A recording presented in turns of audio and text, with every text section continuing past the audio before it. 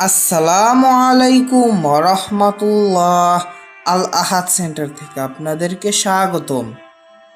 গত পর্বে আমরা সূরা আন-নিসার ৮৬ থেকে ৯৫ নং আয়াতের বাংলা অনুবাদ ধারাবাহিকভাবে আপনাদের সামনে উপস্থাপন করেছিলাম। আজ আমরা সূরা আন-নিসার ৯৬ থেকে ১০৫ নং আয়াতের বাংলা অনুবাদ ধারাবাহিকভাবে আপনাদের সামনে উপস্থাপন করব ইনশাআল্লাহ। আউযু বিল্লাহি মিনাশ শাইতানির রাজিম। বিসমিল্লাহির রহমানির রহিম। আল্লাহর নিকট হতে বহু স্তর এবং ক্ষমা এবং অনুগ্রহ। আল্লাহ সর্বদা ক্ষমাশীল, দয়াময়।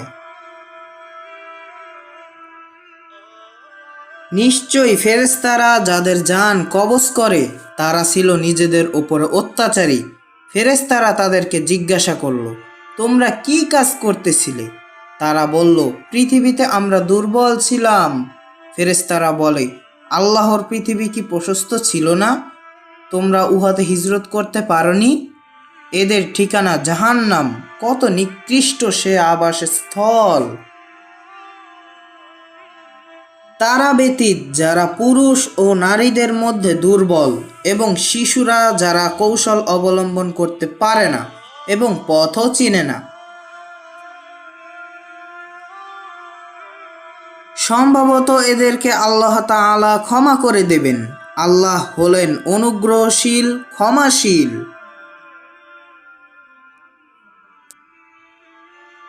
যে আল্লাহর রাস্তায় হিজরত করবে সে পৃথিবীতে অনেক আশ্রয়স্থল পাবে এবং প্রশস্ততা লাভ করবে জীবিকায়। যে আল্লাহ এবং তার রাসূলের নিকট হিজরত করার উদ্দেশ্যে গৃহত্যাগ করে অতঃপর পতিত হয় মৃত্যু মুখে, অবশ্যই তার পুরস্কার আল্লাহর ওপরে বর্তায়।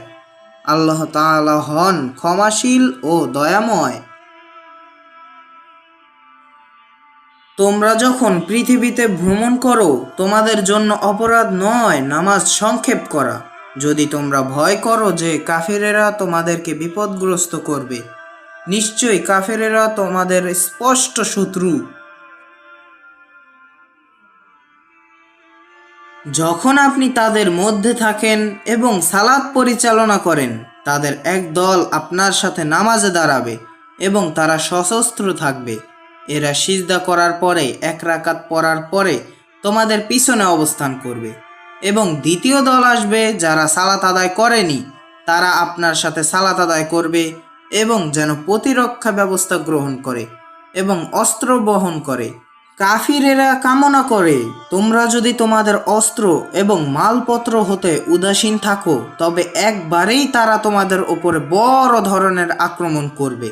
তোমাদের অস্ত্র ত্যাগ করা অপরাধ হবে না যদি বৃষ্টি থাকে অথবা তোমরা অসুস্থ থাকো, কিন্তু তোমরা প্রতিরক্ষা ব্যবস্থা গ্রহণ করবে। নিশ্চয়ই আল্লাহ তাআলা কাফিরদের জন্য প্রস্তুত রেখেছেন অপমানজনক শাস্তি।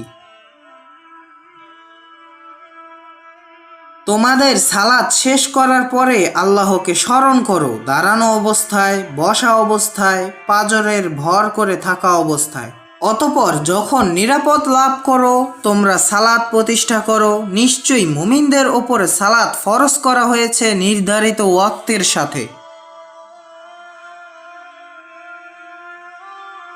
তোমরা কাফির সম্প্রদায়কে অনুসন্ধানে মনোবল হারিও না।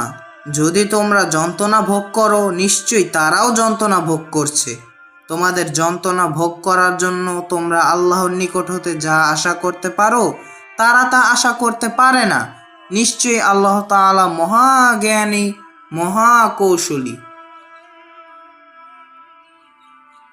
নিশ্চয়ই আমি আপনার প্রতি কোরআন নাজিল করেছি সত্য নিয়ে, যাতে আপনি মানুষের মধ্যে আদেশ দান করতে পারেন উহার সাহায্যে যা আল্লাহ আপনাকে দেখিয়েছেন। আপনি কখনো বিশ্বাস ভঙ্গকারীদের পক্ষে তর্ক করবেন না।